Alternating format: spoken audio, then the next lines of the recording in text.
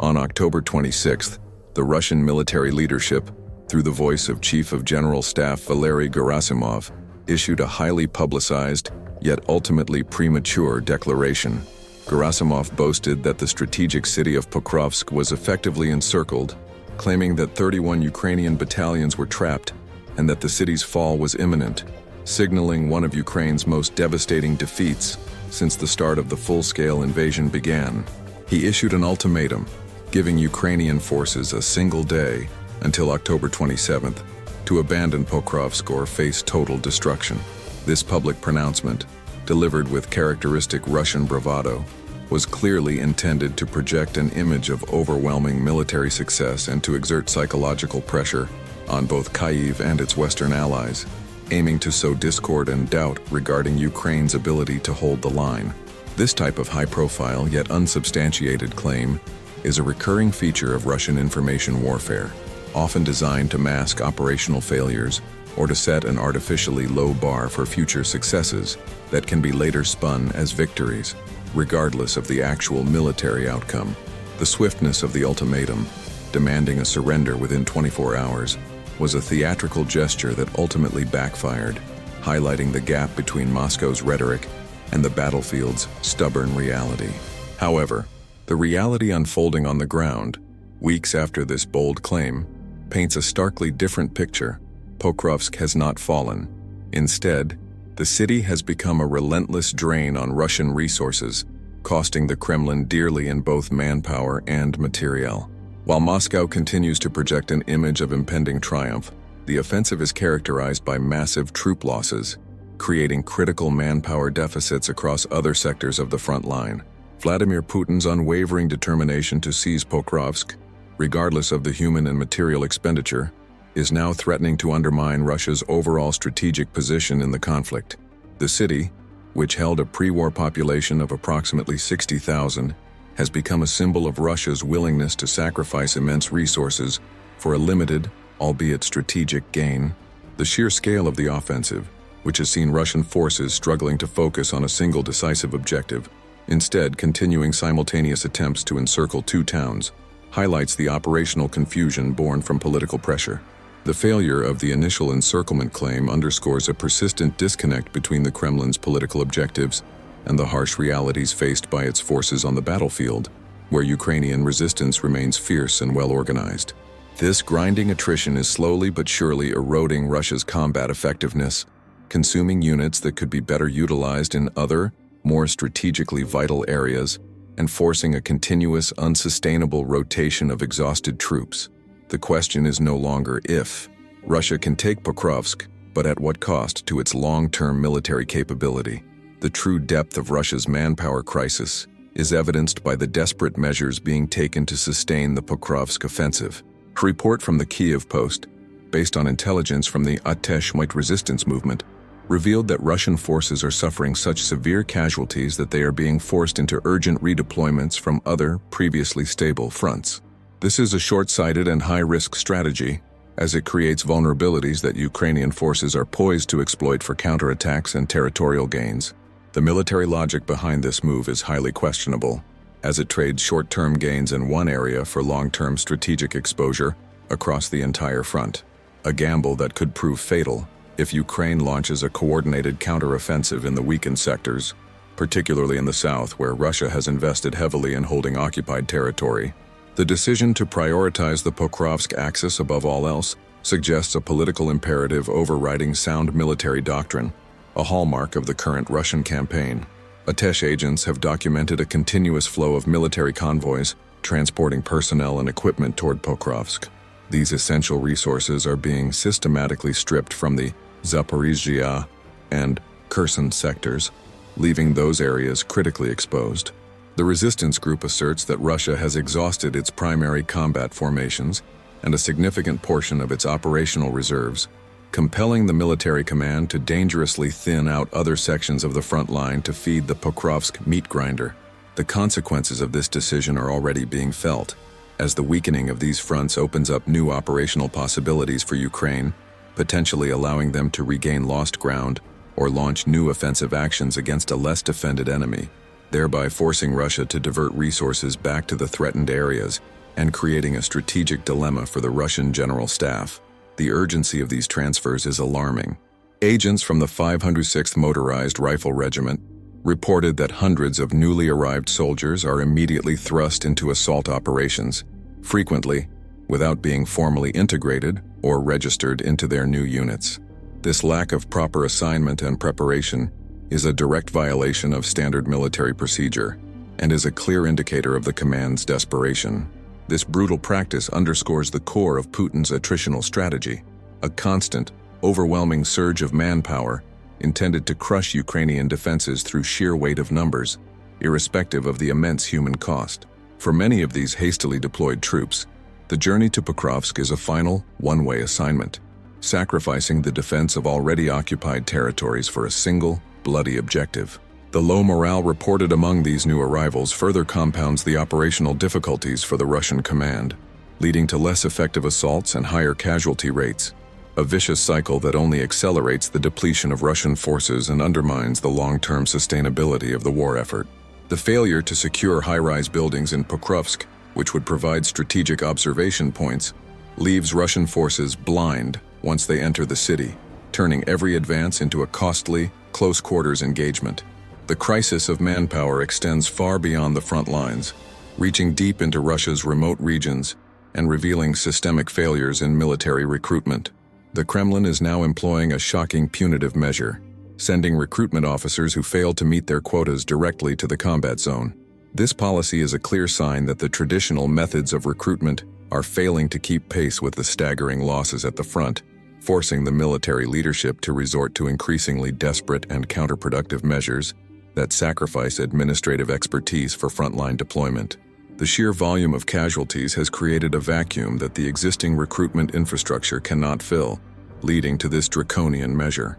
Ukraine's main intelligence directorate, here, has confirmed this policy, noting that officials, often experienced officers or sergeants who do not fulfill their enlistment targets, are being reassigned to frontline combat roles.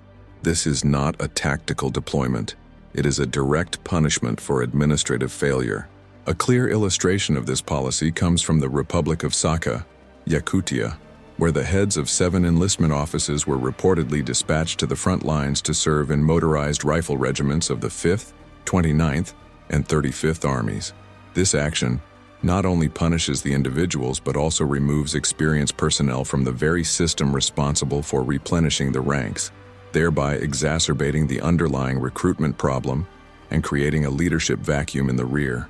Her intelligence indicates that recruitment centers in Yakutia are consistently falling short of Moscow's targets by an average of 40%. The intelligence agency interprets this punitive measure as evidence of the Kremlin's profound detachment from the realities in its regions, where a shrinking male population and logistical hurdles make the quotas impossible to meet. The HEUR states that this indicates the Kremlin's complete unawareness of the state of affairs in the regions under its control and the urgent need to replenish losses. By sacrificing experienced recruiters, Putin is initiating a destructive cycle. Their replacements will face even greater challenges in meeting the unrealistic targets, virtually guaranteeing their own eventual punishment and deployment. This policy effectively sacrifices individuals with specific administrative talents to the meat assaults in Pokrovsk and elsewhere, further crippling the long-term ability of the Russian military to replenish its ranks and sustain the war effort, turning a localized failure into a systemic crisis of command and control. This punitive policy also highlights Russia's long-standing discriminatory recruitment practices. As documented by the Wilson Center, the Kremlin has historically favored drawing soldiers from the most economically disadvantaged and remote regions of Russia, with a disproportionate focus on the country's indigenous peoples. This deliberate strategy serves to insulate the more politically sensitive and affluent urban centers, such as Moscow and St. Petersburg, from the war's human toll, thereby minimizing the risk of domestic unrest in key political centers.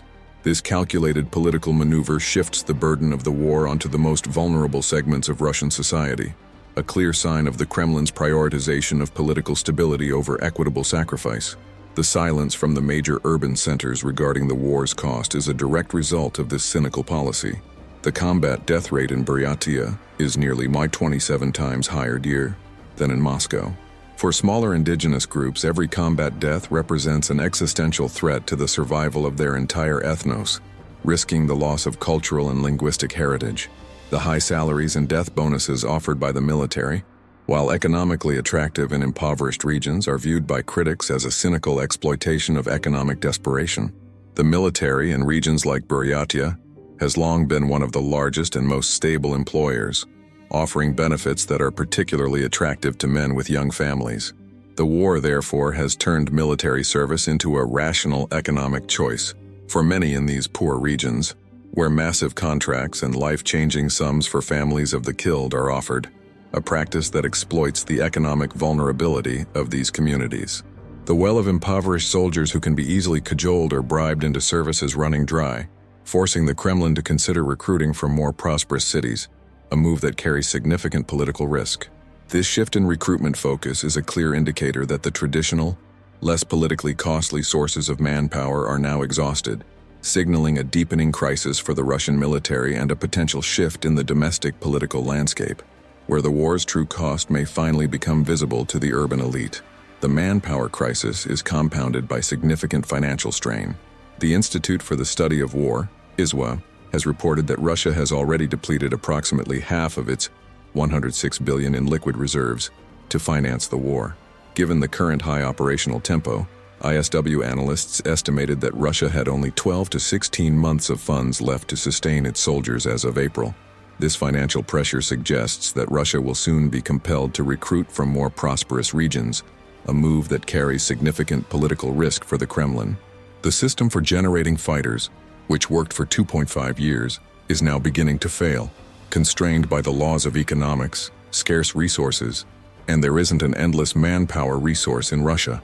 The necessity of offering increasingly large contracts to attract recruits further strains the already depleted state budget, creating a fiscal challenge that cannot be solved by military means alone and threatening the long-term economic stability of the country. The depletion of these reserves limits Russia's ability to weather future economic shocks and sustain its high level of military spending indefinitely, forcing difficult choices between funding the war and maintaining domestic social programs. Despite these immense costs, Putin remains singularly focused on Pokrovsk. The city is a crucial logistical hub in the Donetsk region, and its capture is seen by the Kremlin as a vital political and strategic asset. The intensity of the Russian push is evident in the sheer volume of assaults. 132 attacks were launched in the week before November 12th, a 20% increase over the previous week.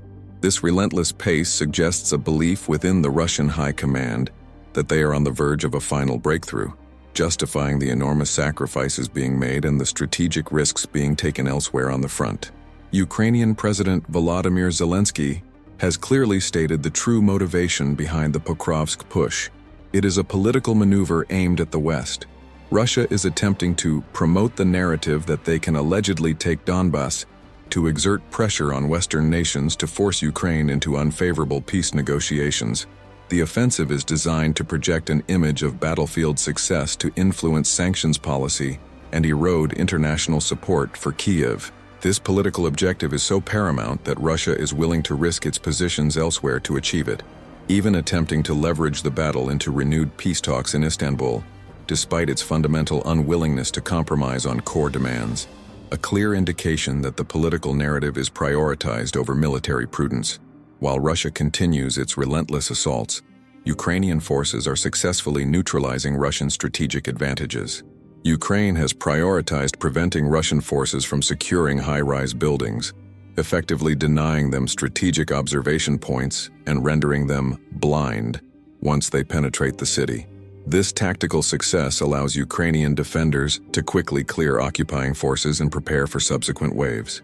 The intensity of the fighting is further evidenced by the high ratio of Russian deaths to injuries, 236 killed to 136 wounded in a recent 7-day period, a grim indicator of the brutal nature of the urban combat, where medical evacuation and treatment are severely hampered, leading to a higher proportion of fatalities. The ultimate irony, as highlighted by World Affairs editor Sam Kiley, is that even a successful capture of Pokrovsk will likely trigger an even more severe Russian bloodbath. Ukraine has meticulously prepared the terrain behind the current front lines for a fighting retreat. Thousands of miles of trenches, barriers, tank traps, and barbed wire mazes have been laid. No doubt secret minefields, stay-behind bunkers for behind-the-lines operations, and meticulously calibrated targeting will make Russia's next phase another session in the meat grinder of Ukraine's eastern front. Putin views the capture of Pokrovsk as a potential culmination point, a source of leverage. Conversely, Ukraine views the city's potential fall as the precursor to a far greater Russian bloodbath in the Donbass. The sheer magnitude of Russian losses, estimated at 100,000 soldiers, killed or wounded in the Pokrovsk direction during 2025 alone, suggests that the military foundation supporting Putin's political ambitions is being systematically dismantled. As Putin attempts to use Pokrovsk as a bargaining chip against Ukraine and the West, he has failed to provide a credible answer to the most critical question: what comes after Pokrovsk? Russia may want the West to believe that the rest of Donetsk will inevitably fall after Pokrovsk. However, the reality is that an extensive fortified belt of cities and territory awaits the exhausted and battered Russian forces. Political leverage cannot be sustained when the army that underpins it has been destroyed. Putin may soon discover this harsh truth if, and when, Pokrovsk finally falls. The colossal losses suffered in October alone, estimated at 25,000 soldiers, underscore the unsustainable nature of the current strategy, which is consuming Russia's military potential at an alarming rate and raising serious questions about the long-term viability of its war aims. The strategic depth of the Ukrainian defense means that the fall of Pokrovsk will not be a decisive victory, but merely the beginning of the next, even more costly phase of the conflict for Russia. This realization is the true cost of Putin's obsession